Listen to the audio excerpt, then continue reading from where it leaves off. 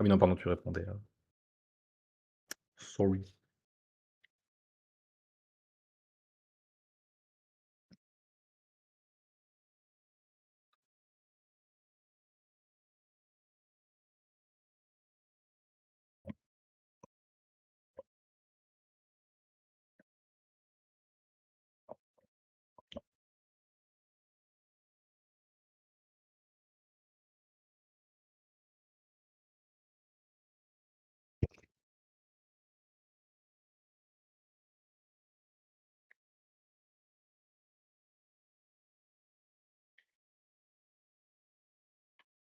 Du coup, c'est tout bon pour l'enregistrement, monsieur Lund? 21 h. OK, bah, écoute, on va démarrer, je pense que ça peut rentrer, puis au pire, bah, il y aura un petit code, c'est pas grave. Tac tac tac, et ben, c'est parti. Alors, on va fermer cette belle scène. Bah, du coup, bonsoir à toutes et à tous. Bienvenue pour cette superbe, conférence, bien trop hypée. Donc, voilà, on a bien rigolé ces dernières semaines, mais, ça y est, nous y sommes, donc, mouillez-vous la nuque, prenez de l'eau, on y va. Heu, du coup, l'objectif, de la conférence de ce soir, c'est d'écrire un petit shader donc qui est, celui-ci. Voilà, donc c'est un petit shader de cristal que j'avais partagé, il y a quelque temps, voilà, bon, qui est très simple. Il y a un petit effet de chaîne et il y a un petit effet de réfraction. En réalité, ça va plus être un prétexte pour, bah, voir un petit peu, la base de shader, essayer de démystifier un petit peu l'aspect, magie noire. Alors je pense qu'il y aura peut-être une partie où ce sera pas trop démystifié, je préfère prévenir. Mais, bon, voilà, on va essayer de faire au mieux et puis au pire on en parlera, enfin voilà, ça va être cool. L'idée c'est de montrer quelques effets, enfin quelques techniques basiques de shader 2D et de parler des concepts de base qui en fait couvrent, une bonne partie des besoins. Hem, Quelques disclaimers, c'est pas un tuto, donc je vais pas tout détailler point par point, c'est pas le but. Des tutos, il y en existe déjà, donc j'ai pas envie de faire de la redite avec, ce qu'on a sur internet en meilleure qualité que ce que je pourrais faire. Si vous avez pas, tout capté, c'est pas non plus grave. L'idée c'est d'avoir une idée un peu globale et puis voir un peu le process, de A à Z, c'est plutôt ça qui est intéressant. Heu, Autre disclaimer, je vais faire des va-et-vient dans mes petites notes, à gauche de l'écran, donc si des fois je mets des petits blancs de 3 secondes, ne vous inquiétez pas, je suis pas mort, mais c'est pour le bien de tout le monde, que j'ai des notes à côté. Et aussi pour dire, je vais pas trop lire ce que vous allez écrire parce que je préfère qu'on fasse les questions-réponses à la fin, bah, déjà pour l'enregistrement et puis, bah, pour pas que ça dure, 3 heures comme je disais cet après-midi. Mais je check, des fois qu'il y a des soucis techniques, donc voilà, si vous spammez, des emojis warning, je m'inquiéterai quand même, je vois ce qui se passe, mais voilà, je vais pas tout lire.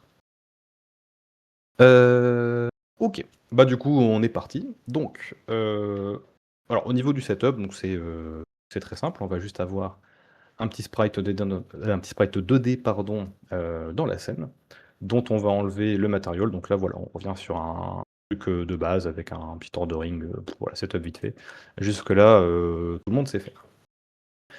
On va rajouter un matériel et ça permet d'embrayer sur la première explication de ce soir, la différence entre matériel et shader. Alors je crois que je l'ai pas redit dans l'entrée de jeu, mais c'est les bases, hein, c'est débutant. La différence matériel-shader, très simple. Un shader, c'est juste un fichier qui va contenir du code. Ce code aura juste la spécificité d'être exécuté par la carte graphique et ça va souvent être utilisé pour afficher des objets à l'écran. Le matériel, ce sera votre instance de shader. Donc de la même manière que vous pourriez avoir un fichier GDScript qui est unique et que vous attachez à plusieurs nodes, ça sera vos instances de ce script. Là, ce sera la même chose. Donc on va créer un shader material, celui-ci parce que c'est celui qui nous permet d'écrire un petit shader custom, dans lequel on va créer un shader. Je vais le faire en built-in pour les besoins de la conf, voilà, j'aime pas trop ça, mais heu, peu importe, c'est pas forcément ce qui nous importe ce soir. Du coup, quand on crée un shader, on arrive, enfin on a cette petite, fenêtre qui s'ouvre, donc le petit éditeur de shader de Godot. On va passer vite fait en revue, ce qui se passe dedans. Donc déjà, on a une fonction qui est commentée, on va la dégager parce qu'on va pas s'en servir. Et de toute façon dans les shaders 2D, enfin vous la verrez, quasiment jamais. Hem, vous avez une déclaration tout en haut qui dit que c'est un canvas item. Grosso modo, c'est juste pour dire que c'est un shader 2D par opposition à, spatial pour les shaders 3D. Ça, c'est juste qui va, permettre d'avoir accès à des fonctions ou des variables, différentes, mais ça vous n'y touchez pas une fois que c'est écrit. Et on va avoir 2 fonctions, la fonction vertex et la fonction fragment. Ce qu'il faut, garder en tête, c'est qu'un shader, à la base, en fait, ça prend les infos de votre objet, sa position, sa rotation, son scale, enfin voilà, mais des infos qui sont, purement, purement numériques, purement informatiques, pour à la fin les transformer en, couleurs affichées sur les pixels de l'écran. Ça passe par, plein de passes différentes, il y en a beaucoup plus que ces 2 là, mais ce sont les 2 que vous allez le plus voir, et en réalité pour un shader 2D, on va se soucier que de celle-ci. Rapidement, pour expliquer un petit peu quand même ce qu'est le vertex shader, c'est juste, ce que vous allez foutre dans cette fonction va s'appliquer sur tous les points de l'objet. Donc en l'occurrence, pour un objet 2D, on va avoir, 4 points, hein, qui seront les coins du rectangle. Je m'en soucie pas, mais voilà, c'est juste pour expliquer. Hop, parce que vous pourriez quand même en avoir l'utilité, par moment. Par contre, le fragment shader, donc on a une petite description, mais que je ne vais pas vous lire pour ne pas vous infliger mon accent anglais, donc on va le faire à la française. Dans cette fonction, tout ce que vous allez écrire, va s'exécuter sur chaque pixel de l'écran qui est couvert par l'objet. Donc grosso modo, là, vous avez un objet qui est représenté par un rectangle. Vous avez une quantité de pixels dedans, qui est, énorme puisque, bah, enfin voilà quoi, les pixels c'est tout petit, vous le savez. Pour chacun de ces pixels, on va exécuter ce qui se passe, là-dedans. Alors je vois que ça écrit, j'espère qu'il y a pas de problème technique. Tenez-moi au courant si c'est le cas. Dans la majorité des shaders 2D, vous allez, enfin voilà, tout va se passer dans Fragment, donc tout bon pour la tech. Très bien, parfait, merci. Donc c'est là-dedans que tout va se passer. Qu'est-ce qu'on va écrire là-dedans? Parce que vous savez que quand on écrit une fonction, ready, on crée des nodes, process, on peut lire, des inputs et cetera, enfin fonction input du coup. Dans la fonction fragment, concrètement, qu'est-ce qui se passe? Ce qui se passe, c'est que à la fin, on doit avoir, renvoyer l'information de quelle couleur on veut pour chaque fragment, chaque pixel. Les 2 termes sont synonymes, vous entendrez peut-être d'ailleurs parler de pixel shader, c'est la même chose que le fragment shader. Pour changer cette couleur, la base des bases, c'est qu'on va avoir une variable toute faite qui s'appelle, color,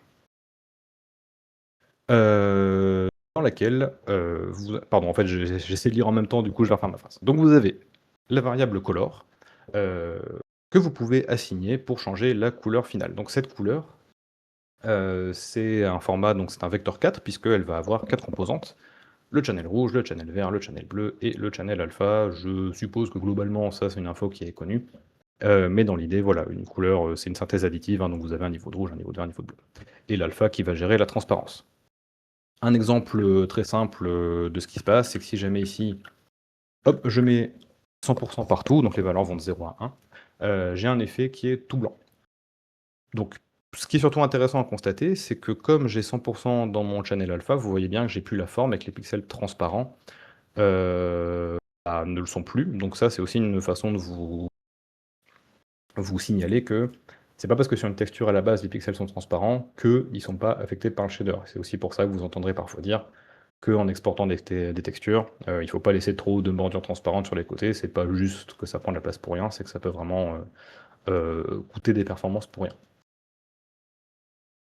Alors, cette couleur, on peut, faire, mumuse avec. Donc, là, par exemple, j'assigne les 4 channels à, 100 mais ce qu'on peut faire, c'est qu'on peut, garder l'alpha à sa valeur de base. Ce qui va du coup avoir un cristal, uni, mais, sur lequel on va garder la transparence. C'est pas très intéressant comme ça, mais voilà, vous voyez qu'on peut, découper un petit peu les informations. Là, je peux mettre, 0 dans le channel vert, donc je vais avoir du magenta puisque j'ai que du rouge et du bleu, par exemple.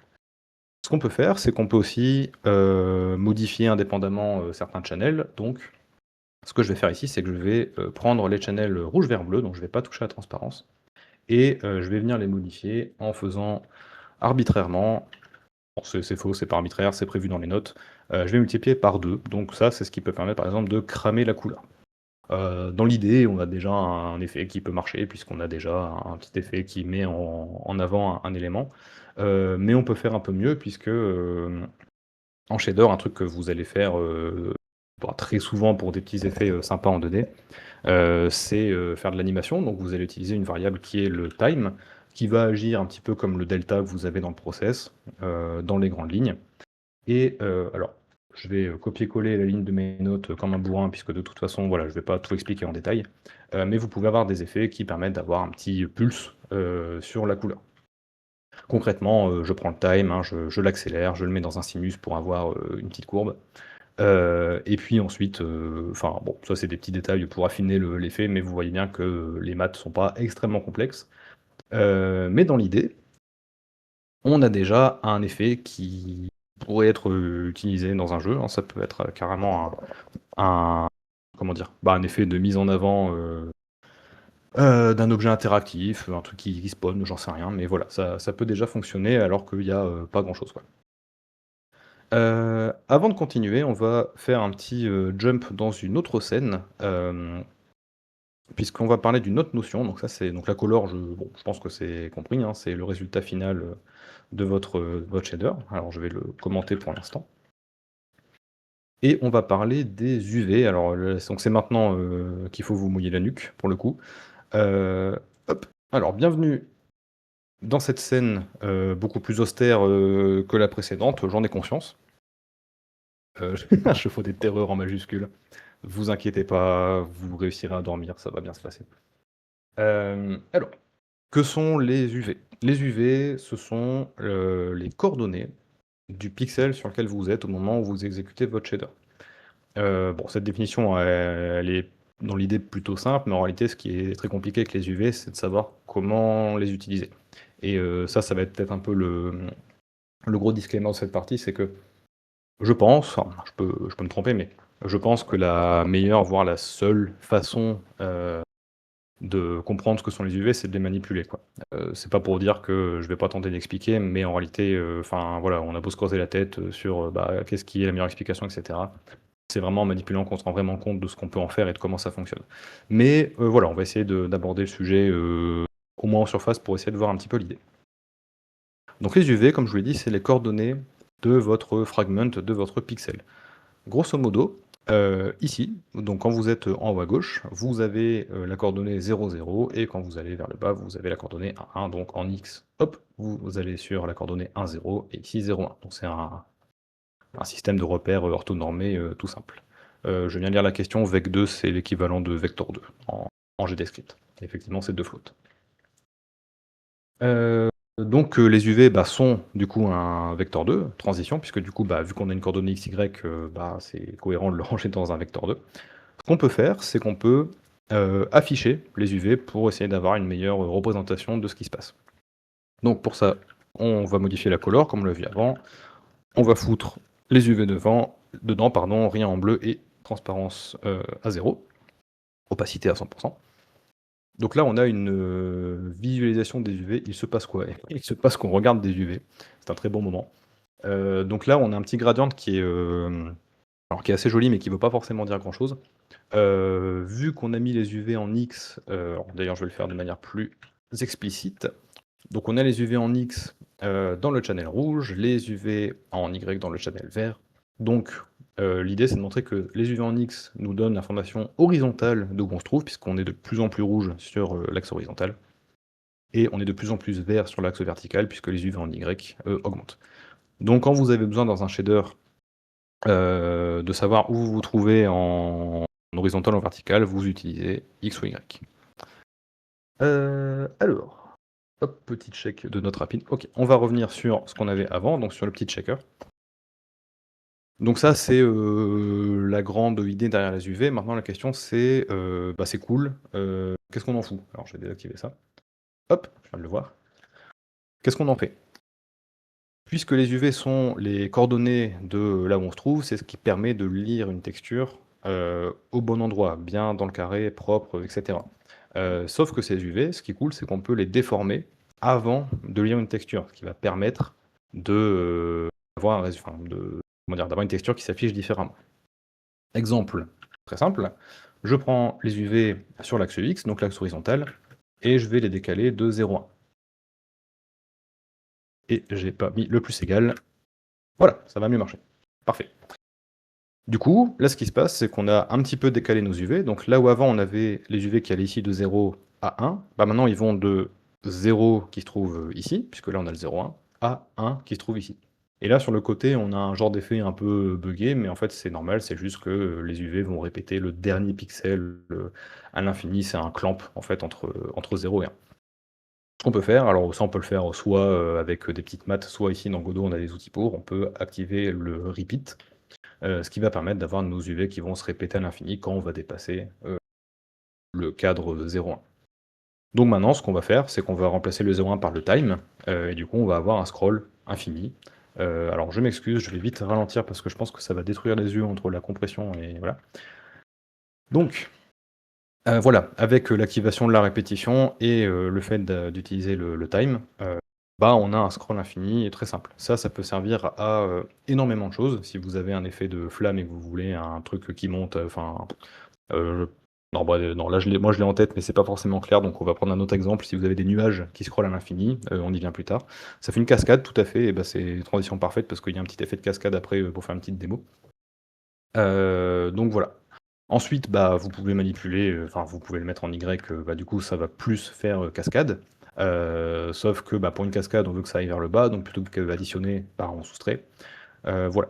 L'idée, c'est d'essayer de. Enfin, je pense que ce qui est cool, c'est de manipuler un petit peu et de se poser des questions qui peuvent parfois être un peu bêtes, et de se dire bah, qu'est-ce qui se passe si je fais ça? Parce que c'est en manipulant ce genre de truc qu'on se rend compte de ce qu'on peut faire et de vraiment comment ça marche. Parce que là, les calculs sont simples, mais en fait, s'il faut les refaire de zéro, bah, peut-être que c'est pas forcément évident, quoi. Donc voilà, c'est pour ça que je vous invite vraiment, si ça vous intéresse de creuser le sujet, d'essayer de manipuler un petit peu. On peut par exemple multiplier les shaders par 2 et on va se rendre compte que bah, en fait, la grille elle apparaît plus petite, ce qui peut paraître contre-intuitif, mais en fait c'est logique puisque les coordonnées maintenant elles vont de 0 à 1 ici, puis à 2 là. Mais voilà, ça c'est le genre de choses, bah, il faut bidouiller un petit peu. Euh, pour que ce soit un petit peu plus sexy que l'UV checker qui est là, d'ailleurs je l'ai pas dit, mais cette texture ça s'appelle un UV checker. Bon, c'est surtout utilisé pour de la 3D, mais voilà, c'est le genre de texture qu'on utilise pour débugger les UV, et être sûr que le dépliage d'UV sur un objet 3D est bien fait. C'est pas le sujet de ce soir, mais voilà, je vous cale l'info, comme ça si vous voulez vous renseigner, vous l'avez. Donc on a une petite scène de démonstration des UV, de tout ce qu'on peut faire avec, de manière, encore une fois, je vais dire entre guillemets, simple, hein. J'ai conscience que c'est biaisé parce que j'ai déjà fait ça avant. Mais, donc on avait l'effet cascade dont on parlait juste avant. Alors, donc là il y a 2 choses. Non, pardon, il y a 3 choses. La première, c'est que c'est moche, mais ça c'est pas le propos, ça je tiens à le dire, c'est que je veux juste montrer que l'effet est, fonctionnel techniquement, mais dans l'idée, ça ne suffit pas pour une cascade, hein. Faudrait plus de FX, faudrait une eau qui se déforme, bref, il y a jamais un truc, enfin, ça suffit jamais d'avoir un seul effet, enfin, c'est rare, quoi. Il y a le scroll infini, du coup, comme on l'a vu juste avant, et il y a aussi une petite déformation, des UV sur le bas, qui, simule, en fait, la vitesse qui augmente. Mais en réalité, la texture de base, c'est ça. Donc juste avec les UV et une petite déformation, on peut simuler ça, très facilement. D'ailleurs, fun fact, le calcul pour la déformation et l'accélération, c'est le fait de multiplier les UV par Y, en Y, pardon, par eux-mêmes. Et ça, c'est la même formule qui est utilisée pour faire des easing quad, voilà, pour nos amis adorateurs et adoratrices de Twin. Un deuxième effet, donc c'est bah, le scroll infini de nuages, donc bah, bon, c'est parfait parce que ça a été cité dans la cascade qui a été citée. Mais ouais, le scroll infini de nuages, bah, c'est un peu le truc de base, mais qui est toujours cool à montrer.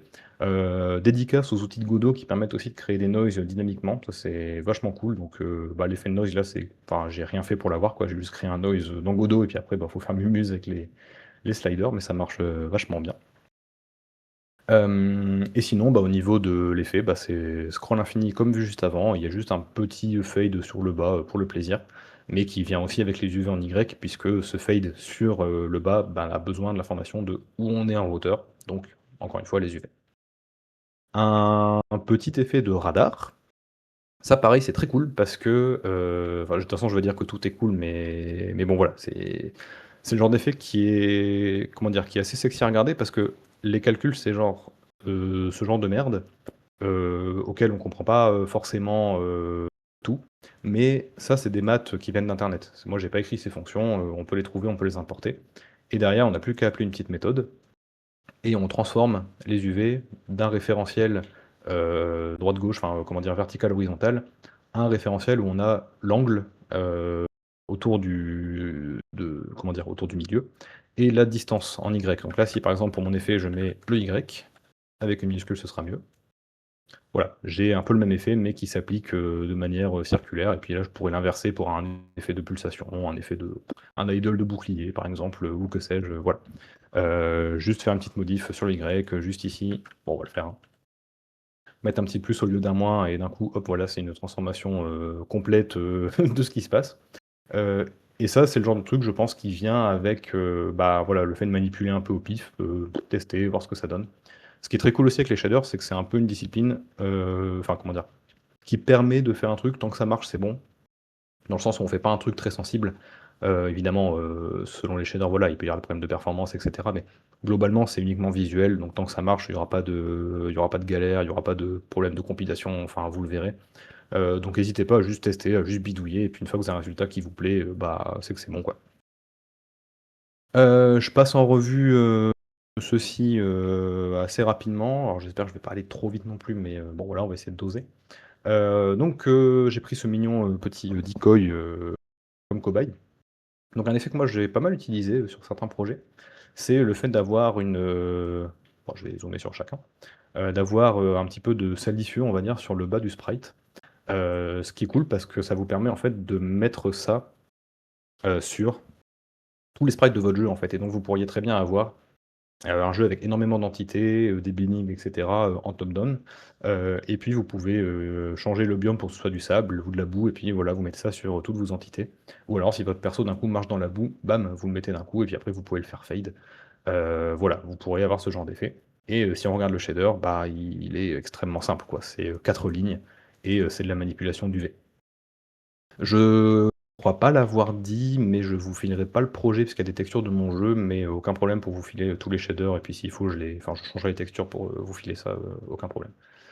Un effet d'hologramme, ça c'est pareil, c'est les UV en Y, ben, qu'on va juste, prendre, qu'on va scroll vers le haut et puis on va, les multiplier par, 20, comme ça il y a plein de bandes qui scrollent.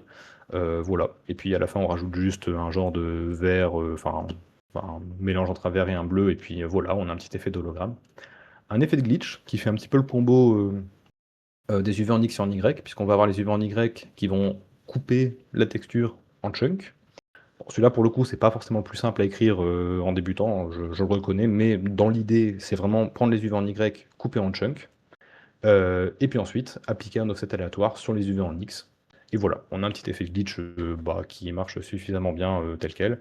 Ça, c'est un shader que j'avais déjà utilisé, donc il y a aussi un truc pour la couleur qu'on peut rajouter, qui utilise aussi des UV puisqu'on va décaler, les channels de couleur, sur les UV en X. Un petit peu comme ce qu'on pourrait faire pour des effets, d'aberration chromatique, par exemple. Mais voilà, pour la présentation, je m'étais, contenté de l'offset, sans la couleur. Et le dernier, alors une obligation, de le montrer, c'est le shader d'outline, le légendaire, le fameux. Bon, en 2D, c'est quand même plus simple, qu'en 3D, je pense, parce qu'en 3D, il y a 1 million de techniques pour les faire. Mais ici, la technique pour cet outline, c'est assez simplement de, prendre la texture, décaler un petit peu les UV sur la gauche et du coup, bah, voilà, on a la partie, gauche de l'outline. Décaler les UV sur la droite, on a la partie droite de l'outline et puis vous avez compris, en augmentant le nombre, bah, en fait, on va avoir une outline de plus en plus, définie. Alors évidemment, plus on va en rajouter, plus ça va, bah, plus ça peut coûter en performance, hein, donc il faut trouver des compromis. Mais voilà. Un dernier exemple de, ce que j'aime bien avec ce que j'aime bien faire et qui tire vachement profit des UV, c'est de faire des jauges de vie. Alors je le fais pas sur tous les projets, je dis pas que c'est la meilleure façon de faire. Si vous avez des jauges de vie très simples, vous pouvez le faire sans shader, hein, il y a pas de souci. Mais, avec les UV en X, c'est très rapide d'avoir un pourcentage puisque, bah, les UV vont de 0 à 1, donc c'est naturellement un pourcentage, en soi. Vous avez donc des petites fonctions qui vous permettent, bah, voilà, de couper un certain pourcentage. La fonction step, voilà, puis pour celles et ceux à qui ça parle. Ça permet d'avoir une, petite jauge de vie, mais avec le bonus qu'ici il y a un petit gradient qui est plutôt sympa parce que vous voyez qu'ici il va jusqu'au bord et il dépasse pas, donc vous avez pas à vous embêter avec des masques, ou que sais-je, vous avez pas une hiérarchie qui est, hyper dense, ce qui peut être un petit peu chiant des fois pour avancer. Et un effet que j'ai aussi dans la jauge de vie, c'est un effet de warning, donc avec un petit effet de pulse, heu, ce qui permet, bah, voilà, d'avoir un petit effet de warning quand le joueur a plus beaucoup de vie, donc ça peut attirer le regard. Voilà, ça peut être intéressant, d'avoir la jauge de vie qui est faite en shader et puis après vous pourriez très bien avoir une jauge d'énergie avec un effet ici un peu animé, enfin voilà, même quand elle est full, enfin bref. Il y a plein de trucs à faire et le fait d'avoir un shader, c'est, très intéressant pour ça. Le code du shader de la barre de vie, on peut le regarder vite fait, alors il est un peu plus fourni, pour le coup parce qu'il y a pas mal de choses. Il y a aussi un effet de blink, moi, qui me permet, dans mon jeu, en fait, quand on prend un coup, bah, d'avoir, comment dire? Le coup qui s'affiche et le blanc comme ça qui dépop, ce qui donne un petit feedback du taux de vie qu'on vient de perdre. Donc voilà. Bon, s'il faut, on pourra les regarder, pas à pas, après la présentation, il y aura pas de souci. Mais encore une fois, la fonction fragment, elle fait, 13 lignes, quoi. Bon, je sais que c'est pas le nombre de lignes qui indique la la complexité, mais ça peut en donner au moins une petite idée. On va quitter cette scène. Alors attendez, je vais juste regarder mes notes avant d'être sûr. Ouais. Du coup, alors avec tout ça en tête, encore une fois, je réinsiste, là les UV, je sais que ça fait un peu, regardez c'est facile, c'est magique, évidemment, il faut apprendre un peu à s'en servir, mais voilà, c'est pour dire que tous ces effets, qui sont très variés, ne se basent quasi exclusivement que sur les UV, et ils sont juste utilisés avec les bonnes petites fonctions, par-ci par-là. Hop, on va repartir sur le cristal. Donc, hem, alors l'idée du shader, donc pour rappel, hein, c'est d'avoir un petit effet de réfraction. L'idée du shader, c'est qu'il va pas être, transparent à proprement parler, c'est qu'on va récupérer ce qu'il y a derrière. Donc on va récupérer en fait, ce qui est déjà affiché à l'écran au moment où le cristal s'affiche, pour que le cristal puisse, afficher de manière déformée l'écran qu'il y a derrière lui. Ça a pas forcément de sens dit comme ça, mais enfin bon, de toute façon voilà, on va y aller, vous êtes avec moi, vous avez plus le choix, donc c'est parti. Alors, on reprend le shader, on va enlever, cette ligne qui était juste là pour faire la petite démo, la petite pulsation. Hem, on va récupérer donc l'écran qu'il y a, derrière nous et donc pour ça, Godot nous expose, une petite instruction, que je vais encore une fois copier-coller tel un bourrin. Donc c'est une déclaration de variable. On va la voir en vue très rapidement. Donc vous avez le mot-clé uniforme qui est l'équivalent du var en GDScript, donc c'est une déclaration de variable. Sampler 2D, c'est le type de la variable, donc enfin sampler 2D, c'est une texture concrètement. Screen texture, c'est le nom de la texture, donc comme enfin, voilà, pour l'utiliser après dans la méthode. Et par défaut, si j'enlève ça, vous voyez que Godot, dans les paramètres du shader, me demande de renseigner une texture. Donc là, dans l'idée, je peux lui mettre l'UV checker, voilà, je peux lui foutre n'importe quoi, je peux lui mettre sa propre icône. Mais le fait de rajouter le petit int print texture, dit à Godot que là, je veux la texture qu'il y a à l'écran. J'aime bien montrer ce truc-là parce que, en fait, ça peut paraître un peu complexe de se dire, comment je fais dans un shader pour lire ce qu'il y a à l'écran? Et en réalité, c'est extrêmement simple parce que, enfin voilà, il y a des macros, enfin il y a des trucs qui sont faits pour. Alors on a déclaré une variable, mais une variable déclarée, sans rien en faire, ça sert à rien. Donc on va la lire. Pour lire une texture, vous allez utiliser la fonction nommée texture. Voilà. C'est pas un nom que je kiffe, mais bon, ma foi, au moins il est clair. On va lui filer, la texture qu'on veut lire. Donc, hop, on va choper une texture ici et on va lui filer les coordonnées, heu, pour savoir, bah, comment lire cette texture. Alors, bon, on va pas forcément, détailler, alors je lis que c'est hyper saccadé chez Marion. Est-ce que c'est que chez Marion? Auquel cas, désolé. C'est juste toi? Ouais, bah, OK. Bon, eh bien, ce sera la rediff peut-être. OK, bah, merci, pour la confirmation. Heu et donc la texture, bah, pour savoir comment on va la lire, c'est là qu'on va filer, le paramètre UV. Donc voilà, je mets un petit point virgule et là je récupère ma texture, donc je récupère la couleur de l'écran, mais je n'en fais rien, donc ce que je vais faire, c'est que je vais le foutre dans la color. Ça, on l'a vu tout à l'heure. Et là, on va avoir un effet un peu brainfuck, puisqu'on va avoir notre texture, donc notre écran, donc le contenu, de tout ce qu'on voit ici dans la preview, qui va se retrouver dans le rectangle de notre, cristal. Donc si ici je me mets sur le côté, vous voyez que j'ai, du gris qu'on retrouve à cet endroit-là. Donc ça, c'est un peu chelou, mais c'est normal en fait, puisque l'écran, si on l'imagine en UV, bah là c'est le 0, là c'est le 1. Notre cristal, ce qu'il va juste faire, c'est qu'il va prendre ça et il va le wrap au sein de lui-même. Donc bah, le 0 ici et le 1 ici. Pour ça... Ah, je vois qu'il y a beaucoup de gens qui ont des saccades. Mince. Alors je pense pas que ce soit moi, mais je sais pas comment en être sûr.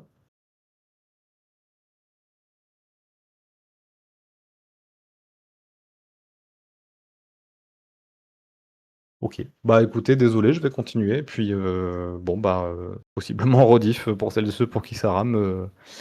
Tempi.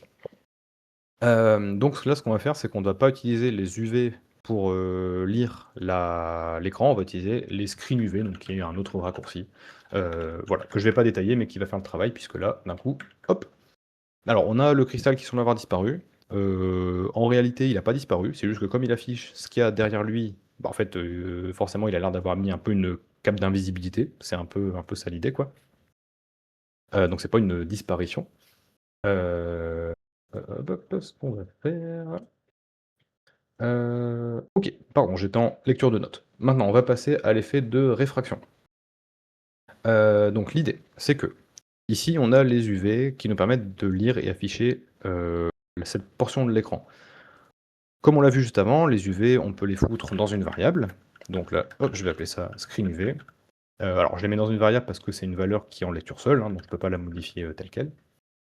Et maintenant, je vais pouvoir simplement les décaler. Donc si je prends mes screen UV et que je les offset en X, donc je vais mettre 0,02 parce que, enfin bon, voilà, les valeurs, je les ai bidouillées et je sais ce qui marche. J'ai encore oublié le plus égal, c'est terrible. Hop. Là, en soi, j'ai déjà un premier effet de réfraction qui fonctionne, puisque j'ai un décalage sur l'image qui est affichée. Évidemment, il y a un problème, bon, bah, c'est que la réfraction elle est affichée partout. Donc, ce qu'on peut déjà faire, c'est ignorer l'alpha, donc on peut afficher la réfraction uniquement là où le cristal n'est pas transparent. Donc pour ça, on ne va pas modifier toute la couleur, on va juste modifier les channels RGB. Et donc j'essaie d'assigner 4 infos, un vecteur 4, un vecteur 3, donc je vais aussi utiliser le RGB de l'autre côté.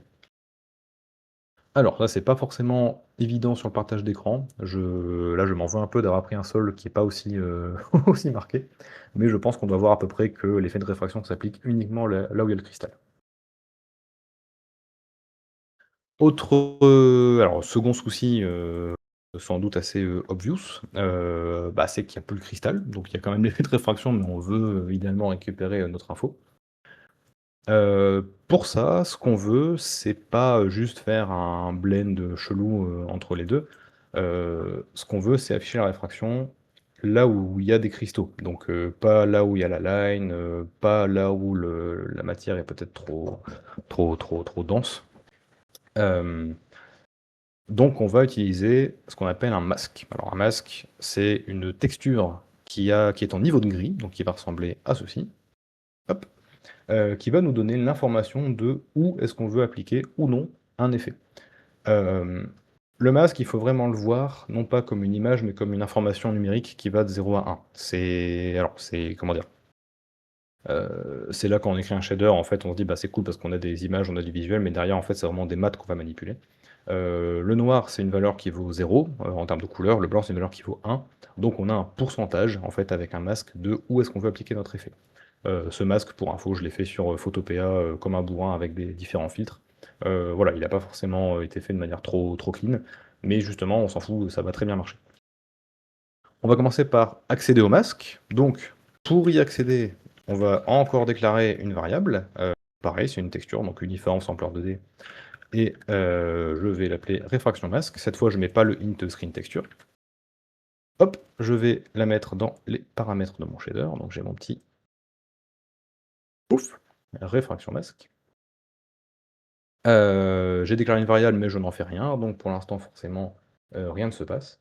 Je vais lire l'info, donc je ramène hop, la petite instruction pour accélérer un petit peu.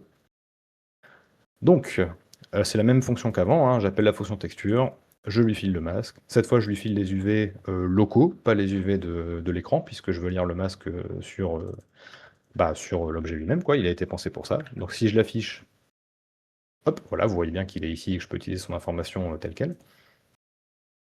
Petite info, quand vous avez une texture en niveau de gris, ça veut dire, enfin vous pouvez être sûr que tous les channels, enfin les channels rouge, vert, bleu ont la même valeur, puisque, enfin en fait quand tous les channels valent 0, c'est du noir, tous les channels valent 1, c'est du blanc, et quand tous les channels valent par exemple 0,5, c'est un gris neutre, un gris 128 comme on dit. Donc, pour optimiser un petit peu, ce que vous pouvez faire, c'est que cette intensité, puisqu'en rouge, en vert et en bleu, elle a exactement la même valeur, bah, ce qu'on peut faire, c'est déclarer un simple float, et on prend juste la valeur rouge. Comme ça, on a une information qui va de 0 à 1, et on peut l'utiliser telle quelle. Voilà. Donc là, ce qu'on peut faire, c'est que, puisqu'on a un pourcentage, on peut essayer, encore une fois, on va essayer au pif, on va voir ce que ça donne, ça va nous donner des clés de compréhension. On peut essayer de multiplier notre résultat final par ce masque. Et en vrai, il y a un truc, ça marche pas mal parce qu'on voit que la réfraction, ben, elle s'applique bien uniquement dans le cristal. Par contre, le souci, c'est que en fait, la couleur, on la multiplie par 0 là où il y a du noir, donc en fait, on a juste une couleur qui est complètement foncée. Heu, pour ça, on va remplacer par une autre méthode que je ne vais pas trop détailler parce que c'est pas très important et ce serait un peu trop long, je pense, dans le cadre de la conférence. On va utiliser la méthode mix qui est, l'équivalent du lerp, que vous connaissez peut-être. Et ce que ça fait, c'est que ça mixe, enfin ça fait une transition entre une information A et B, en fonction d'un pourcentage. Donc ce que je vais faire, c'est que je vais dire, je vais de ma couleur de base, que je veux garder un minimum, vers ma, réfraction, donc qui est ici, par mon intensité de réfraction que j'ai calculée via mon masque. C'est un peu mieux. Donc là, on retrouve déjà un petit peu la couleur du shader, c'est un petit peu plus sympa. C'est pas fini évidemment, mais là, ça commence à être pas mal. Ce que je vais faire, c'est que je vais mettre ça dans une variable, donc je vais appeler ça refracted color.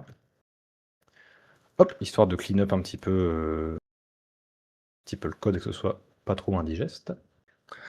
Donc là, c'est cool. Il y a quand même un truc qui nous manque, c'est que quand on regarde, bah, en fait, la réfraction, elle s'applique dans le cristal, mais nous, ce qu'on veut, c'est qu'elle s'applique différemment selon les facettes du cristal. Du coup, pour ça, ce qu'on va faire, c'est qu'on va utiliser exactement la même technique que pour la réfraction, on va utiliser un masque, mais on va l'utiliser un petit peu différemment. Alors ce masque, il ressemble à ça. Donc pareil, c'est une texture qui a été faite à la main via Photopea, hein, donc il n'y a pas de magie là-dessus, il n'y a pas d'automatisation possible. Enfin, je pense qu'il y en a, mais en tout cas là, avec la texture, comme tout n'est pas forcément bien défini, bon, je l'ai fait à la main, c'était pas très long. Euh, dans chaque facette, il y a une couleur random, enfin un niveau de gris random, pseudo-random, hein, c'est moi qui les ai piqués à la main, mais voilà, je me suis pas trop fait chier. On va le lire, ce masque, donc on copie-colle. Moi j'ai appelé ça réfraction index, puisque j'ai estimé que c'était un petit peu un niveau de gris qui définissait à quel ID, quel identifiant on avait, on va dire. Je vais le lire ici. Hop, donc je vais juste appeler ça index. Voilà, donc même technique, les UV, on récupère que le channel rouge aussi. Maintenant la question c'est comment on l'applique. On a une valeur qui est de 0 à 1 qui est aléatoire, on veut une réfraction qui est différente en fonction de sa valeur. Ici, on décale les UV pour créer l'effet de réfraction. Donc cet index, on le prend, hop, et on l'applique en tant que multiplicateur de l'effet. Et pourquoi ça ne marche pas? Parce que j'ai pas signé la texture, évidemment. C'est pas celle-là, c'est celle-là. Hop, voilà.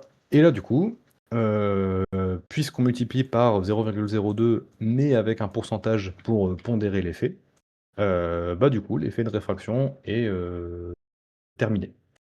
Heu, grosso modo, voilà, il n'y a pas plus à faire. Ce qui est cool aussi, c'est que c'est une réfraction qui, d'un point de vue, physique est peut-être pas, très cohérente, enfin, mais en fait, on s'en fout, hein. C'est un jeu en 2D, juste l'effet, il est stylé. Tout ce qu'on veut, c'est que quand le joueur passe derrière le cristal, il fasse: «Waouh, c'est beau» et voilà, et là, pour le coup, c'est suffisant. Le dernier truc, qu'on peut faire, c'est que là, le cristal, il est quand même très transparent. On veut récupérer un peu plus la couleur de base et avoir un petit peu moins, enfin, on a l'impression que si on marche dedans, il se casse, quoi. Pour ça, on va aller dans le mix et enfin, dans le mix, en fait, on va juste réduire, l'intensité de notre réfraction. Comme ça, on va plus tendre du côté de la couleur initiale. Hop, donc là, par exemple, si je multiplie pour avoir juste 33% à peu près, voilà, je récupère beaucoup plus de ma couleur de base, mais j'ai toujours un petit peu la transparence derrière.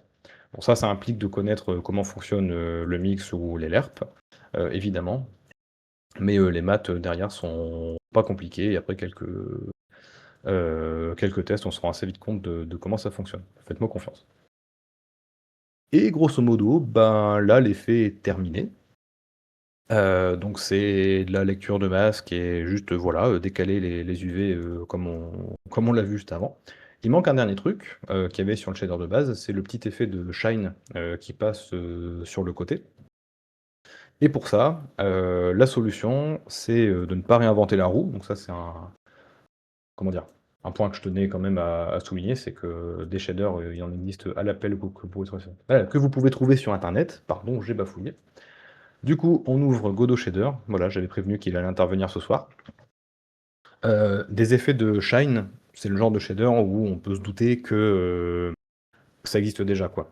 Donc l'idée, c'est pas de le refaire à la main. En plus, ça peut être chiant, c'est pas forcément si facile, c'est pas toujours les effets qui semblent les plus faciles qui sont les plus simples à faire. Donc on va taper, hop, shine. Alors je prends le premier, bon, comment dire? Évidemment, je connais ce shader, je l'ai fait avant, donc voilà, je vais pas vous faire l'effet, prenez le premier, ça marchera. Faut regarder un minimum. Par contre, la façon dont ça peut s'implémenter, c'est que quand vous savez un petit peu, ce qui se passe dans la fonction fragment et comment elle fonctionne, ici vous voyez qu'à la fin de tous ces calculs, on rajoute à la couleur, et ben, on va prendre tout ça, hop, on va le foutre à la fin de notre, fonction fragment, puisqu'on va, faire un ajout sur le RGB, donc ça ne va pas écraser ce qu'on a ici. Alors vous pouvez, séparer avec des petits commentaires, hein, si vous voulez, sectionner un petit peu plus votre code. Et alors il va évidemment manquer, toutes les variables, donc pour ça et la fonction aussi qui est ici. Donc pareil, hein, vous pouvez, ne pas vous embêter et juste, voilà, tout copier-coller. Je vous invite tout de même, par principe, à renommer, à uniformiser un petit peu, tout ce qui est nomenclature, parce que bon, c'est pas parce qu'on ramène un truc de l'extérieur qu'il faut le laisser, crado. Je ne vais pas m'en soucier, là pour la présentation, mais enfin voilà, moi par exemple, je cleanerai l'underscore ici que j'aime pas. Mais voilà, je vous invite à quand même garder une cohérence dans votre nomenclature et votre code, pas qu'en shader, hein, d'ailleurs. Et du coup, on a l'effet de shine qui est présent. Et maintenant qu'on l'a copié-collé, je vais même pas lire tout ça, encore une fois. On a tous les paramètres qui sont là, donc on peut faire mumuse avec la couleur. Donc voilà, on va mettre un petit violet pour suivre un petit peu le cristal. On peut augmenter son épaisseur, on peut on peut changer l'angle, bref, il y a plein de choses. Mais il y a quand même un truc qui fait chier, c'est que nous, on a un super effet de réfraction qui montre qu'il y a des facettes, qui a un vrai volume, et l'effet de shine, il écrase un petit peu ça, parce que en fait, comment dire? Ça aplatit l'effet, quoi. Mais on a ici des UV qui ont été déformés pour avoir cet effet de réfraction. On a ici dans le code, alors il faut un petit peu fouiller, mais vous avez quelque part les UV, hop, ils sont là. Dans l'idée, vous pouvez, alors j'ai copié-collé le mauvais truc, vous pouvez prendre les UV qui sont les vôtres, que vous avez utilisés pour votre effet, les remplacer ici, et tac, tac, tac, ça ne marche pas du tout. Non, c'est pas ce que je voulais faire, pardon, je me suis embrouillé. On va faire le même système d'index. Voilà, c'est ça. On a l'index pour les facettes. Ça m'apprendra à avoir des notes et ne pas les lire. Hop, on prend l'index, donc qui définit sur quelle facette on est. Et ici, on va, voilà, multiplier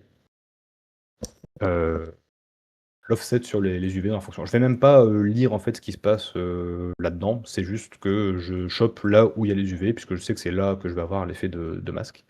Et je vais appliquer mon info. Je me suis un petit peu embrouillé dans l'explication, mais j'espère que ça fait un petit peu de sens quand même. Bon, là, l'effet est vachement violent, donc il faudrait le pondérer. Mais voilà, je pense qu'on peut s'arrêter là pour l'effet, parce que j'aimerais bien qu'on finisse à 21h pour la fin du record. Je ne pars pas à 21h, hein, rassurez-vous. Donc voilà. La conclusion un peu de ce truc-là, c'est que l'effet de base, je dis pas qu'il est simple, je dis pas qu'il y a pas un côté magie noire et enfin, il y a beaucoup de trucs, c'est toujours un peu le côté, ben, une fois qu'on regarde quelqu'un le faire, ça paraît simple et puis après si on doit le refaire, on a du mal. Je pense quand même que, enfin j'espère en tout cas que le message que j'ai réussi à faire passer, c'est que, il y a pas beaucoup de techniques, mystiques. Il y a des mots-clés comme le screen texture, enfin les mini screen texture où Godot fait déjà tout pour nous. Au niveau des concepts utilisés, bah, c'est Fragment, UV et Color. En gros, hein, et puis après, bah, c'est plein de fonctions que vous connaissez sans doute déjà, sinus, cosinus, max, abs, enfin, ça c'est des choses qui sont connues parce que c'est pas que dans du shader. Donc voilà, c'est le genre d'effet qu'on peut obtenir en bidouillant un petit peu. C'est la meilleure façon de faire, la meilleure façon d'apprendre, c'est de tester. Ici, il y a plein de magic numbers, mais en vrai, enfin voilà, ça, croyez-moi, le mec qui a écrit le shader, à la base, il a pas écrit ça tel quel, il a juste mis un angle en dur, et puis après, il a bidouillé avec ses valeurs, et à la fin, il a mis sa range. Bon, après, ça, c'est un magic number qui est reconnaissable puisque c'est 2 fois pi, mais bon, voilà, c'est le genre de trucs qui sont en apparence un peu compliqués, mais en vrai, vous n'avez pas forcément besoin de ça, c'est un peu du détail pour avoir des petits sliders tout mignons. Bref, il y a plein de choses voilà, qui peuvent paraître complexes, mais qui ne le sont, je pense, pas tant.